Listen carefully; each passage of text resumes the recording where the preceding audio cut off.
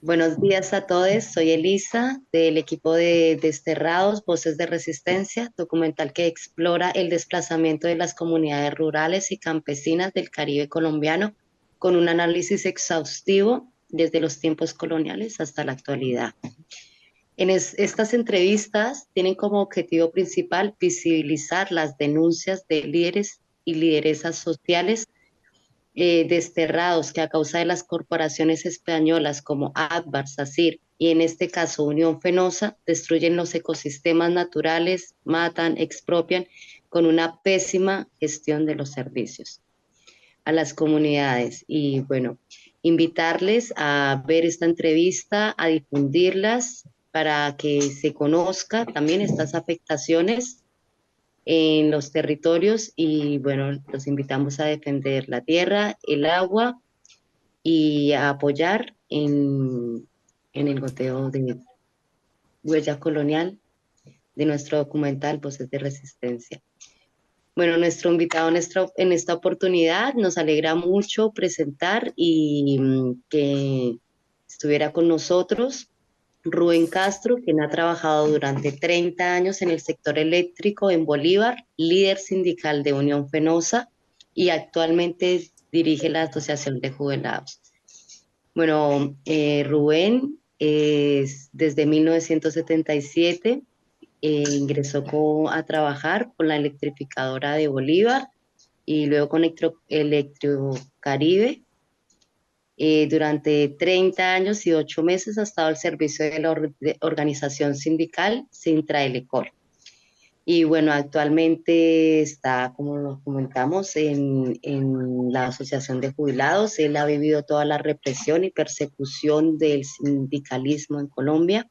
Y bueno, lo dejo ya para que se presente Rubén. Muchísimas gracias por estar aquí.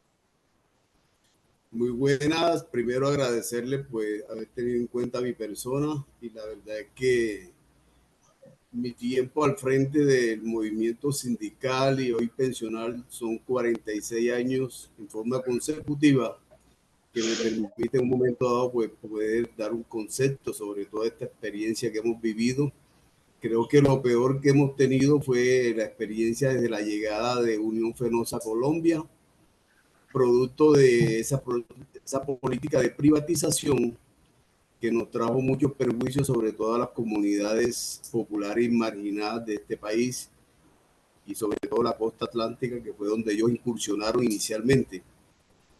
Digo que los perjuicios fueron muchos porque la constitución política de nuestro país hasta el año 90 decía que los servicios públicos esenciales debían ser prestados directamente por el Estado colombiano. Sin embargo, la constitución política del año 90 plantea que estos serán prestados también por particulares y es así como el gobierno de esa época entra a privatizar todas las empresas estatales. Y fue así como en la costa atlántica 8 empresas del sector eléctrico le fueron vendidas inicialmente a Electricidad de Caracas y a la Houston de Estados Unidos. Pero estos señores no duraron mucho en el negocio y en el año 2000 llega Unión Fenosa y compra a la empresa Electricaribe y durante 20 años estuvieron explotando el negocio de la electricidad y fue lo peor que nos ha sucedido en todos los aspectos. Primero, el movimiento sindical sufrió mucho con la llegada de Unión Fenosa porque coincidencialmente fueron muchos los dirigentes sindicales asesinados. Muchos fueron perseguidos. Mi persona fue víctima de persecución hasta tal extremo que mi señora esposa fue secuestrada en una extraña y lo que buscaban, según lo que hemos investigado, era que mi persona cambiara de actitud, más no perseguían para matarla ni para durar con ella tiempo, sino que la trasladaron de una ciudad a otra porque yo me negaba a firmar un acuerdo que yo consideraba que iba en perjuicio de los trabajadores. Igualmente la calidad del servicio pésimo. Estos señores comenzaron, que eso cambió también, perjudicó en el ambiente, cambiaron las líneas de cobre, las redes de cobre, que es lo más recomendado para la transmisión de la electricidad, y la cambiaron por un material de aluminio con una aleación que eso en última perjudica porque la costa atlántica pues está muy cerca del mar y eso hay mucha contaminación, y eso los señores parece que cogieron un negocio de quitar el cobre, lo vendían y ponían un aluminio que era más barato, pero que no es el recomendable para esta clase de negocio. Entonces hay una cantidad de casos negativos con la llegada de Unión a través de la empresa Electricaribe. En la parte laboral fueron muchos los derechos que nos quitaron. Las convenciones colectivas que habíamos firmado durante muchos años con la anterior empresa prácticamente fueron todos modificados en contra de los trabajadores. Hoy todavía en el sistema judicial de Colombia existe una serie de demandas en contra de todos los abusos que se nos hicieron. Podemos decir que tenemos razón en las demandas porque hoy están saliendo los fallos a favor de los trabajadores y de los jubilados. O sea que todo lo que hicieron estos señores lo hicieron algunas decisiones con base en la legislación laboral de España, más no la de Colombia, que eran violatorias para la legislación laboral. Entonces hoy la verdad es que nos sentimos perjudicados porque no solamente se atentó contra los trabajadores, sino contra los jubilados. Y fueron muchos los perjuicios que nos hicieron estos señores por sus políticas. Entonces fueron 20 años que llevaron al extremo de que el gobierno nacional tuvo que intervenir a la empresa Electricaribe porque prácticamente estaba quebrada. Estos señores parece que cogían la plata en pesos colombianos, la convertían en euros y se la llevaban, pero no hacían mantenimiento, no hacían nada, y llegó esto que llegó a una situación tan crítica que le debían a los generadores, le debían millones y millones de pesos. A los señores proveedores de los materiales le debían millones, a los bancos le debían millones, a nosotros los trabajadores jubilados también nos debían. Y llegó el momento que el gobierno nacional, con base en la Constitución Política de Colombia, intervino la empresa administrativamente.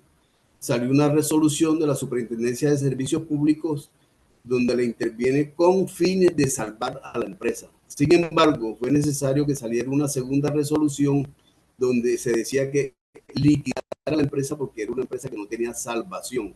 Y fue así como se tomó la decisión en el 2020 de desplazar a los españoles de la administración, y el gobierno nacional vendió estas empresas. Ya hoy la costa atlántica está dividida en dos zonas. Una empresa Afinia, que es dependiente de las empresas públicas de Medellín, y otra que se llama Aire, que es un capital también privado.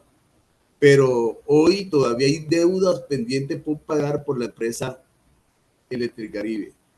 Es más, los jubilados quedamos huérfanos porque los nuevos propietarios de estas empresas no querían ningún vínculo con los pensionados. Le tocó al gobierno de turno crear un fondo que respondiera por el pasivo pensional, y hoy quienes nos están pagando las pensiones a todos los jubilados de la costa atlántica Electricaribe es el gobierno nacional a través de un fondo oficial que se creó. La llegada de Unión Fenosa fue perjuicio para todos. O sea, partiendo de que nosotros veníamos de una empresa estatal como era la Electrificadora de Bolívar, donde todos sabemos que las empresas estatales son entidades sin ánimo de lucro, donde sus utilidades, sus ganancias se deben revertir en servicio a las comunidades. Eso hacía que estas empresas pudieran prestar un servicio de buena calidad, sobre todo en los barrios marginados, donde no hay capacidad de pago, etcétera. Cuando llega Electricaribe, fueron muchas las discusiones que dimos con ellos porque a veces suspendían los servicios en los barrios marginados y duraban días sin el servicio. Y ellos decían que ellos no habían llegado a Colombia a hacer obras de caridad y que si no pagaban los servicios, los señores de los barrios marginados, ellos simplemente le quitaban el servicio. Y eso fue así. Otra coincidencia que se dio es que desde la llegada de Unión Fenosa a Colombia fueron muchos los líderes sindicales asesinados. Nosotros aquí solamente en Bolívar nos asesinaron a 3 compañeros. En el Atlántico, en Sucre, en todos los departamentos nos asesinaron a varios dirigentes, y algo que coincidencialmente comenzó a suceder con la llegada de Unión Fenosa. Otra es que existe una revista de aquí de este país donde aparece una entrevista de un alto funcionario de Unión Fenosa donde acepta que efectivamente Unión Fenosa a través de Electricaribe tuvo vínculos con los grupos paramilitares. Eso nos lleva a nosotros a pensar de que esos asesinatos que se dieron de muchos dirigentes sindicales y toda la persecución que sufrimos nosotros, nuestros familiares, tenían que ver era con grupos armados de los paramilitares. Entonces, es algo que nosotros todo el tiempo hemos rechazado porque se ve la favorabilidad que se le dio, sobre todo en el área rural, muchos contratos que daba Unión Fenosa a través de Electricaribe. Tenemos información y así lo registran algunos medios de comunicación de que esos contratos se hacían era con los grupos paramilitares, porque estos señores obligaban prácticamente a la población de que tenían que pagar la factura o de otra manera había represión contra ellos. Entonces, es un resumen negativo, digamos así, la llegada de Unión Fenosa, porque acabaron con una cantidad de derechos, de beneficios de los trabajadores y los jubilados, y aparte de eso hubo mucha represión, o sea, represión pero abierta en todos los medios.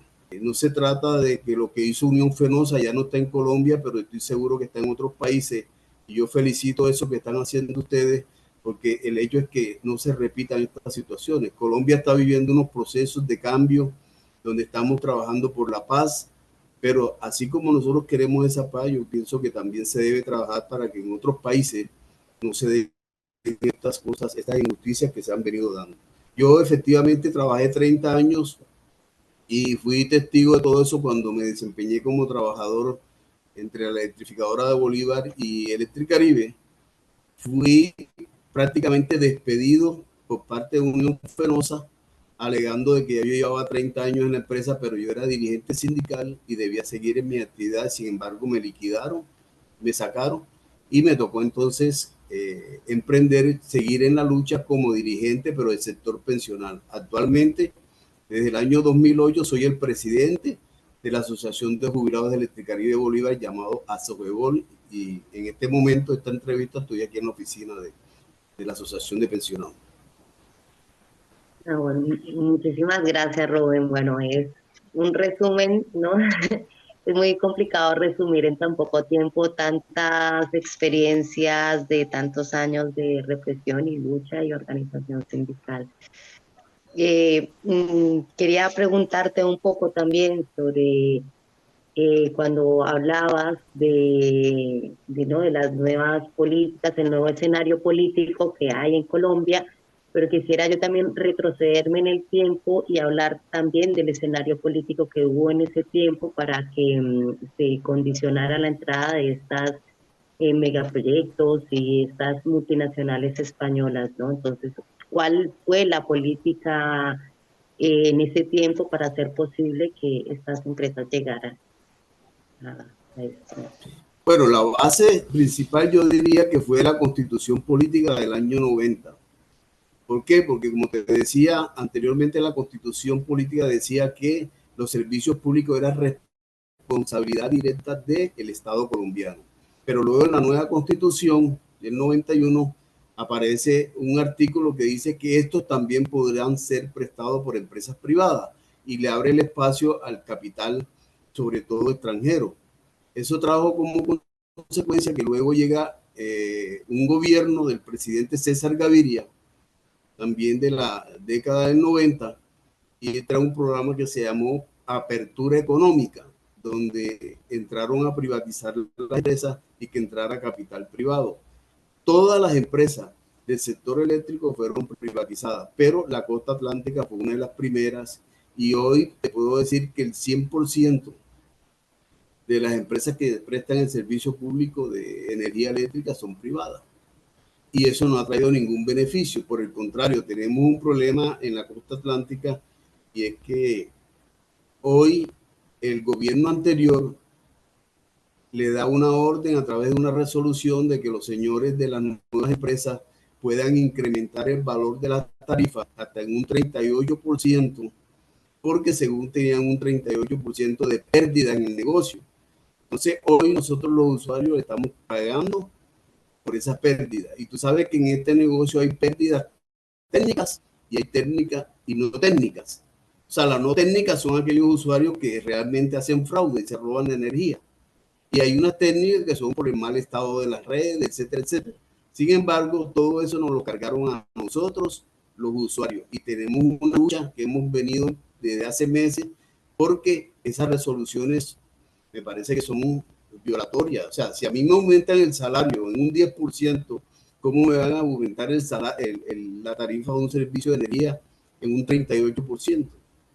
Cuando aquí en la costa atlántica todo es con energía eléctrica, sobre todo por la cuestión de las temperaturas, tiene uno que tener abanico, aire acondicionado, nevera, etcétera. Entonces, eso más que todo se da el ingreso al capital privado sobre la base de la Constitución y sobre la base de los gobiernos que hace poquito que se montó el presidente Petro, venían agenciando todas estas clases de gobierno que nos han estado gobernando durante todos estos años. Claro, ¿no? Como era importante para nosotros también, para nosotros poder explicar también a la gente que nos escucha aquí en Cataluña, cómo han operado estas prácticas de estas empresas en los territorios y no como a la hora de hablar técnicamente cómo no cómo es la mala gestión y cuál ha sido como esa huella colonial que han dejado estas empresas, ¿no? Que se han ido sin que existan ningún tipo de sanción y con unos beneficios multimillonarios para estas empresas o multinacionales, pero en los territorios pues no ha generado ningún beneficio, ¿no? Entonces, Fenosa desde que se fue hasta el momento no hay ningún tipo de sanción, no, por lo contrario se les retribuyó desde el gobierno, ¿no? Decías. Sí, estos señores más que todo se llevaron dinero que no les correspondía porque el gobierno había dado unas partidas a Electricaribe para mejorar el sistema, para crear cosas nuevas. Sin embargo, se descubrió de que estos señores no habían hecho la inversión real del dinero que se le había dado. Gracias a que se hizo la denuncia, se pudo parar, porque se estaba pensando era que se iban a robar todo el dinero que el gobierno, y estamos hablando de miles de millones, 12.000 millones, si no estoy mal, era la cifra. Entonces, vemos que ellos se fueron porque el gobierno, con base en la Constitución, tuvo que intervenir a la empresa porque era una empresa que ya no tenía salida. Y el riesgo que había era que toda la costa atlántica podía quedar en un apagón sin el servicio de energía porque ellos no venían cancelando las facturas a los generadores. Tú sabes que Electricaribe era una empresa solamente distribuidora y comercializadora. El negocio de la energía en Colombia está dividido en 4 etapas. Hay unas empresas generadoras, las que producen la energía. Hay otras que se encargan solamente de transmisión, de traer la energía de una ciudad a otra. Están otras que son distribuidoras y están otras que son comercializadoras. Entonces, Electricaribe solamente hay que comprar la energía. Y estos señores le debían millones y millones a los generadores y llegó un momento en que los generadores dijeron, no le vamos a fiar, no le vamos a dar más crédito a Electricaribe. Y el gobierno se vio en la obligación de intervenir en la empresa porque si hubiese sucedido eso, quedábamos sin servicio de energía toda la costa atlántica, y te estoy hablando de millones de usuarios en toda la costa atlántica, son millones. Por aquí tengo la cifra de usuarios, eso estaba cuando se fue Electricaribe, estaban en 2.200.000 los usuarios, que eran toda la costa atlántica. Eso realmente, como te digo, se fueron prácticamente huyendo y parece que tienen una demanda internacional alegando de que Electricaribe les pertenece y que fue que el gobierno se la arrebató. No, yo pienso que el gobierno actuó a buena hora porque estos señores dejaron, solamente fue el nombre, o sea, la empresa como tal, eso no tenía funcionabilidad, una empresa que quebraron con deuda con todos los sectores. Electricaribe quebró a pequeños industriales, a pequeños proveedores que vivían era de eso, de como no les pagaban, gente se quebró. Firmas contratistas quedaron quebradas. Y eso con grandes perjuicios para las familias, porque una persona que dependía de prestarle servicio a Electricaribe a través de ingenieros eléctricos, suministros de materiales, etcétera, estos señores se fueron y dejaron deudas pendientes con toda esta firma. Hoy el gobierno nacional le tocó asumir porque fue quien autorizó la liquidación de la empresa. Entonces, hoy el gobierno viene respondiendo por esas deudas con lo poco que se vendió, porque entre otras cosas las empresas eléctricas se vendió y se vendió a un precio muy irrisorio porque estaba en mal estado. O sea, estos señores que compraron vienen haciendo algunas inversiones, pero repito, han logrado con el gobierno anterior que esas pérdidas que ellos alegan tener se la están cargando al usuario, cosa que no debe ser. O sea, si ellos compraron un negocio, ellos están en la responsabilidad de hacer las inversiones y prestar un servicio de buena calidad, pero dicen que nosotros los usuarios debemos pagarla y lo estamos pagando, pero no hemos logrado todavía. Esperamos que este gobierno haga las reformas necesarias y realmente se cobre una tarifa justa y real. Claro, ¿no? Como esto por lo menos de la tarifa, ¿no? Cómo se puede ver estructuralmente esto, ¿no? Dentro de una zona que tiene la mayor desigualdad, ¿no? Una de las mayores desigualdades y también, ¿no? Bastante, que no tiene inversión pública, ¿no? Y le suben la tarifa, ¿no? Entonces, es como una contradicción esto, ¿no? Sí que los perjuicios entre, te señalaba yo, entre una empresa estatal y una empresa privada son totalmente diferentes. O sea, una empresa privada vale, y es normal, o sea, la empresa estatal debe tener utilidades, debe tener ganancias, pero con una diferencia, que es que esas ganancias, esas utilidades las tiene que revertir en servicio a la comunidad. Con Electricaribe no sucedía eso. Ellos, sus ganancias, sus utilidades las convertían en euros y se las llevaban para España y no hacían las inversiones que tenían que hacer. Entonces, el equipo, todo el sistema se deterioró de tal manera que se fueron acumulando y eran daños y daños, y aparte de eso fueron acumulando deudas con todos los que participaban en el negocio. Eso hizo que realmente esta empresa se quebrara y ahí vinieron los prejuicios sobre todo para los sectores marginados.